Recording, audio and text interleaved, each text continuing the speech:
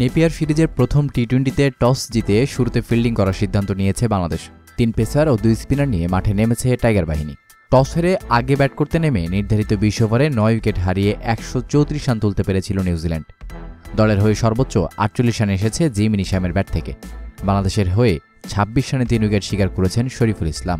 তরুণ দল নিয়ে ব্যাটিংয়ে শুরুটা ভালো করতে পারেনি নিউজিল্যান্ড। ইনিংসের প্রথম ওভারেই উইকেট হারিয়েছে স্বাগতিকরা। চতুর্থ বলে টিম সেইফার্টকে সাজঘরে ফিরিয়েছিলেন শেখ মাহাদি। দ্বিতীয় ওভারে বোলিংয়ে এসে রীতিমতো আগুন ঝরিয়েছেন শরীফুল ইসলাম। গোল্ডেন ডাক খেয়ে ফিলিপস ফিরলে ১ রানেই ৩ উইকেট হারিয়ে যায় নিউজিল্যান্ড ক্রিকেট দলের। ৯১ রানে ৬ উইকেট হারানোর পরেও কিউইদের আশার আলো হয়ে এক প্রান্তে জ্বলছিলেও জিম নিশাম। ৪৮ রানে তাকে ফিরিয়ে দিয়েছেন মুস্তাফিজ। আজকের ম্যাচটিতে দুর্দান্ত বোলিং করেছেন মুস্তাফিজুর রহমান। শেষ পর্যন্ত ১৩৪ রানের বেশি করতে পারেননি নিউজিল্যান্ড ক্রিকেট দল। আর এমন ম্যাচ খুব সহজে জিতে নিয়েছে লিটন মুস্তাফিজ সৌম্যদের কল্যাণে। এমন ম্যাচ হারার পর বিপক্ষ দলের জিমি নিশাম বলছেন, বাংলাদেশের পেস বোলিং ইউনিট আজ দারুণ বোলিং করেছে, বিশেষ করে মুস্তাফিজুর রহমান। তার কাটার এবং স্লোয়ারগুলো আজ দুর্ভেদ্য ছিল। এই ছিল দর্শক আমার হাতে থাকা সর্বশেষ খেলার আপডেট। প্রতিনিয়ত খেলার সংবাদ সবার আগে পেতে সাবস্ক্রাইব করুন এখনই।